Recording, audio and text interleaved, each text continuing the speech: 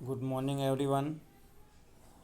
Mechanical engineering के subject manufacturing technology में हमने लास्ट लेक्चर में जो टॉपिक स्टार्ट किया था वो था टाइप्स ऑफ पैटर्न। उसमें हमने सिंगल पीस पैटर्न और solid pattern, second two piece और स्प्लिट पैटर्न के बारे में लास्ट लेक्चर में फिगर के साथ सेटअप के साथ बहुत ही अच्छी तरीके से हमने डिस्कस कर लिया। आज हम लेक्चर के अंदर आगे बढ़ने वाले हैं और जो तीसरे तरह का जो पैटर्न है, तीसरे नंबर का लूज पीस पैटर्न, उसके बारे में डिस्कस करने वाले हैं। टाइटल लगाइए क्लास नोट के अंदर, loose piece pattern. Some patterns embedded in the moulds and can not be withdrawn, hence such pattern are made with one or more loss piece for their easy removal from the molding box। कई बार क्या होता है कि भाई कुछ pattern के अंदर, pattern के साथ कुछ पार्ट्स उसके ऐसे होते हैं जो हम लोग सैंड मोल्डिंग के अंदर रखेंगे और उसके बाद हम उसको अगर विड्रॉ यानी निकालने जाएंगे तो उसके कुछ कंपोनेंट उसी जगह पे सैंड मोल्डिंग के अंदर ही रह जाएंगे, एम्बेडेड, वही गड़े हुए रह जाएंगे। ठीक है, तो ऐसा करने के लिए या फिर आप ऐसा नहीं करोगे और पैटर्न के उस कंपोनेंट को अगर आप बाई फोर्स बाहर निकालने जाओगे विथ पैटर्न के साथ, तो मोल्ड कैविटी डैमेज होने के चांसेस है। तो ऐसे टाइम पे हम लोग क्या करेंगे, तो पैटर्न के उस पर्टिकुलर पोर्शन को क्या करेंगे, लूज यानी घुमाने की तैयारी रखेंगे और उसको किस तरीके से सेट करेंगे कि भाई जब भी हम पैटर्न के बाकी के पोर्शन को बाहर निकालें तो पैटर्न का जो वो टुकड़ा है, जो कॉर्नर वाला भाग है, वो उधर ही सैंड के अंदर रह जाए और कास्टिंग के दौरान हमको जो भी शेप चाहिए वो हमको प्रोवाइड करे। ठीक है, तो हमने क्या कर दिया, तो कि पैटर्न को इसी तरीके से बनाएंगे कि उसका एक या फिर दो से ज़्यादा जो भी टुकड़े हैं, जो भी पोर्शन है, वो वहीं पे रह जाए। कहाँ पे, जहाँ पे हमने मोल्ड कैविटी प्रिपेयर किया है वहीं पे, और बाकी का पोर्शन इजीली बाहर आ जाए, किसका, पैटर्न का। ठीक है, तो ऐसे पैटर्न को हम लोग लॉस पीस पैटर्न कहते हैं। जैसे आप फिगर में देख सकते हैं, यहाँ पे लॉस पीस पैटर्न दिखाया गया है। तो ये पूरा पैटर्न आप देखोगे तो इस तरीके का है। ठीक है, जिसके अंदर कंपोनेंट, पैटर्न का जो कंपोनेंट है ए और कंपोनेंट बी, वो हमने थोड़ा लूज बनाया है। ठीक है, थोड़ा उसको अलग से सेपरेटली बना के रखा है। क्लियर। अब हम क्या करेंगे, आसपास पूरा सैंड डाल देंगे और इसका जो मोल्ड कैविटी वो प्रिपेयर करेंगे। जैसे ही मोल्ड कैविटी प्रिपेयर हो जाएगा, हम लोग क्या करेंगे, इस पैटर्न को खींच के बाहर निकालेंगे। जैसे आप पैटर्न को खींच के बाहर निकालोगे, कंपोनेंट ए और जो बी है वो वहीं पे रह जाएगा। कहाँ पे, मोल्ड कैविटी के अंदर सैंड के साथ वही रह जाएगा। ठीक है, तो ये क्या हो गया, तो क्या लॉस हो गया। किसका लॉस हो गया, तो क्या हमारी जो पैटर्न थी उसके अंदर कंपोनेंट ए और बी था, वो उसके साथ अलग होके वहीं पे रह गया सैंड के अंदर, तो लॉस हो गया, इसलिए उसको बोलते हैं लॉस पीस पैटर्न। क्लियर। अब ये करना ज़रूरी क्यों है, तो आप सोचिए कि अगर ये ए और बी पैटर्न के साथ जुड़े हुए होते और यहाँ पे आपने पूरा सैंड भर लिया है, तो उसके बाद अगर आप इस पैटर्न को निकालने जाते तो ये जो कंपोनेंट ए और बी है वो इसी पैटर्न के साथ खींच के बाहर आ जाते और पूरा हमारा जो मोल्ड कैविटी था, हमने जो मोल्ड प्रिपरेशन किया था, वो डिस्ट्रॉय हो जाता। ठीक है, और दूसरा प्रॉब्लम, पैटर्न को वहाँ से निकालने में बहुत ही प्रॉब्लम होता। तो for the easy removal of the pattern and हमको जो कॉम्प्लिकेटेड शेप चाहिए, ठीक है, पैटर्न का, वो लाने के लिए कई बार हम लोग क्या करते हैं, पैटर्न के कुछ कंपोनेंट को, कुछ पोर्शन को हम लोग क्या कर देते हैं, लॉस यानी घुमा देते हैं, और वो घुमा ही जाएगा, वो उधर रह ही जाएगा। ऐसी प्रिपरेशन के साथ ही हम क्या करेंगे, पैटर्न को बनाएंगे। तो उस तरह की पैटर्न को हम क्या बोलेंगे, लॉस पीस पैटर्न। ठीक है। Thus this pattern consume more time for molding operation and require more labor work। ठीक है। थोड़ा क्या होगा, लूज पीस पैटर्न अगर आपको बनानी होगी तो उसमें आपका मोल्डिंग प्रिपरेशन में, मोल्डिंग ऑपरेशन में थोड़ा ज़्यादा टाइम लगेगा और उसका जो लेबर वर्क है यानी कि जो मजदूरी काम है वो भी थोड़ा ज़्यादा लगेगा, थोड़ा खर्चा भी उसका होगा। क्लियर। क्योंकि थोड़ा अलग तरीके से हमने पैटर्न बनाया है स्पेसिफिक कंपोनेंट के लिए। ओके। तो फिगर सेटअप ड्रॉ करना है और डिस्क्रिप्शन लिखना है। चलिए आगे बढ़ते हैं। नेक्स्ट जो है वो है pattern cope and drag pattern. It is another form of split pattern. जैसे हमने आगे देखा था स्प्लिट पैटर्न कि भाई पूरा पैटर्न सेंटर लाइन से 2 या फिर मोर देन 2 इक्वल पार्ट्स में डिवाइड हो जाता है। तो ऐसा ही पैटर्न है स्प्लिट पैटर्न जैसा ही, जिसको बोला जाता है cope and drag pattern. The pattern is split about a suitable surface और लाइन। एक सेंटर लाइन रहता है, एक सूटेबल सरफेस रहता है, वहीं से उसको हमने स्प्लिट किया है, तो वहीं से आपको भी स्प्लिट करना है। Each half of the pattern is fixed to a separate plate and beside the pattern it has provision for moulding runner and gate. अगर 2 पोर्शन में पैटर्न डिवाइड हो रहा है तो each portion is fix to a separate plate. हर एक portion separate plate के साथ फिक्स होगा और हर एक पोर्शन के साथ मोल्डिंग के लिए रनर एंड गेट्स अप्लाई होंगे। Each half of the pattern is moulded separately in a separate moulding box and then assembled for pouring. अगर आपने पूरे पैटर्न को 2 इक्वल पोर्शन में डिवाइड किया है तो दोनों के दोनों पोर्शन अलग अलग मोल्डिंग बॉक्स के अंदर कास्टिंग होंगे और फिर जब वो कास्टिंग होके ठंडे हो जाएंगे फिर उसको क्या करना है, आपको आपस में ला के असेंबल कर देना है, वेल्डिंग कर देना है, जॉइंट कर देना है। This pattern are use for producing large casting component.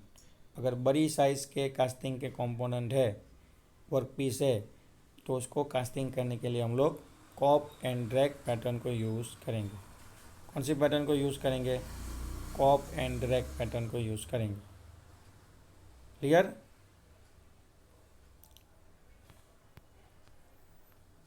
तो ये हो गया हमारा कॉप और ड्रैग पैटर्न। ठीक है। ज़्यादातर जो कास्टिंग होता है सिंपली, मैं आपको एक लिंक भी भेजूंगा ये कॉप और ड्रैग का, कॉप और ड्रैग पैटर्न से जो कास्टिंग होता है उसका मैं आपको एक ग्रुप में लेक्चर की लिंक आने के बाद एक टेक्निकल वीडियो का लिंक भेज दूंगा, वो भी देख लेना आप, जिसमें आपको ये कॉप और ड्रैग पैटर्न के बारे में बहुत ही अच्छी तरीके से समझाया होगा। क्लियर।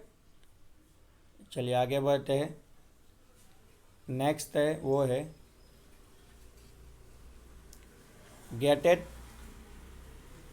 पैटर्न।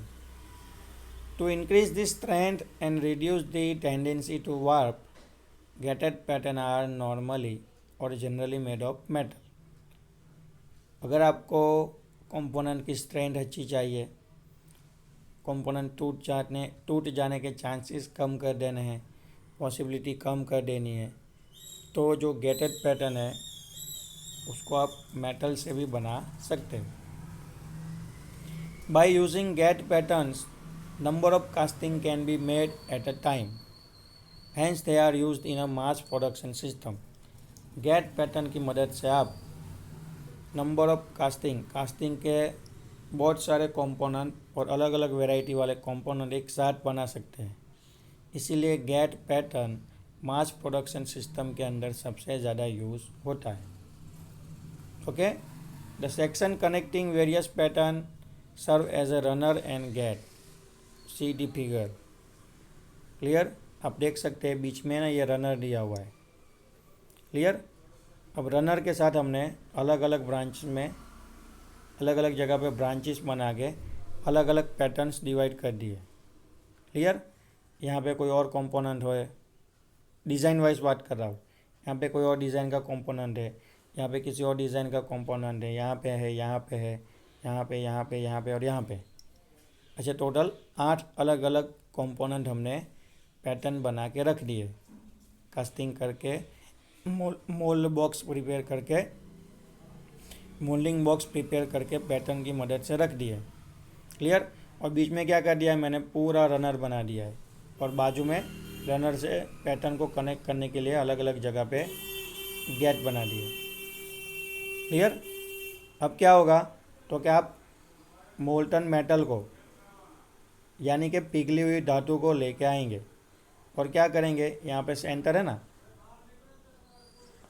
ये जो सेंटर है वहाँ पे मोल्टन मेटल को यानी पिघली हुई धातु को लाएंगे और क्या करेंगे, पोर करवाएंगे। ठीक है, फ्लो करवाएंगे पिघली हुई धातु को। तो जो भी पिघली हुई धातु है वो रनर के थ्रू आधी इस तरफ बहेगी और आधी इस तरफ बहेगी।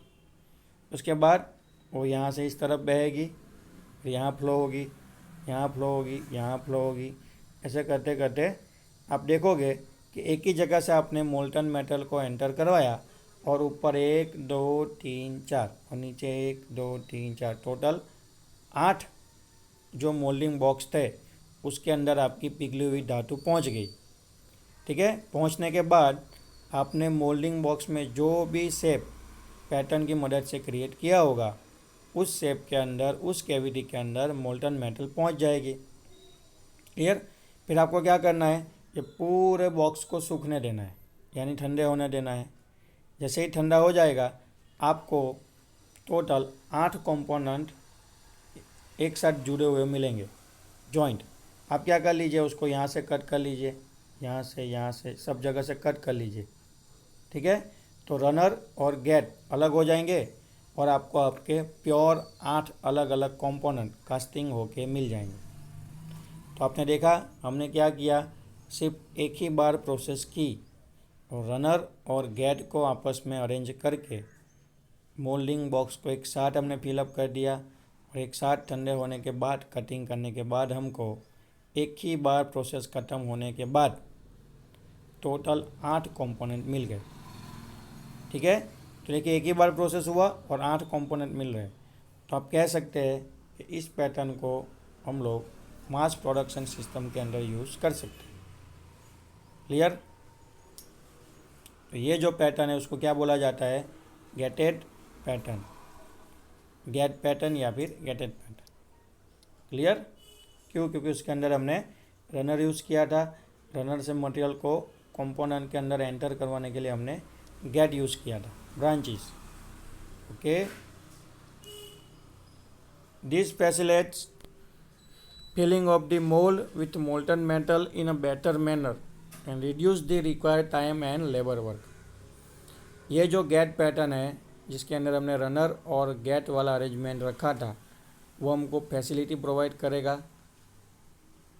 ओके, बेटर मैनर में मोल्टन मेटल को अच्छे तरीके से पिघली हुई धातु को मोल्डिंग बॉक्स में पहुंचाने के लिए फैसिलिटी प्रोवाइड करेगा और उसके लिए हमारा जो टाइम है और जो लेबर वर्क है वो भी हमारा बचाएगा। कौन सी पैटर्न यूज़ करने की वजह से, कौन सी पैटर्न, गेट पैटर्न यूज़ करने की वजह से। नेक्स्ट है आगे 6ठे नंबर पे मैच पैटर्न या फिर match plate pattern. This pattern are made in 2 pieces, 1 piece mounted on one side and other piece is mounted on the other side of the plate called the match plate. अब देख सकते हैं figure में बीच में एक match plate रखा है। Match plate के एक साइड पे कंपोनेंट का एक पोर्शन रहेगा, यानी वन साइड कंपोनेंट का प्लेट के ऊपर की साइड रहेगा और कंपोनेंट का दूसरा साइड मैच प्लेट की दूसरी ओर रहेगा। द प्लेट में कैरी वन पैटर्न और group of pattern mounted in the same way on its 2 side. हर एक कंपोनेंट को आपको सेंटर लाइन से 2 इक्वल पोर्शन में डिवाइड कर देना है। एक पोर्शन मैच प्लेट के ऊपर रहेगा और दूसरा पोर्शन मैच प्लेट के नीचे रहेगा। The plate can be of would, aluminium, magnesium और स्टील।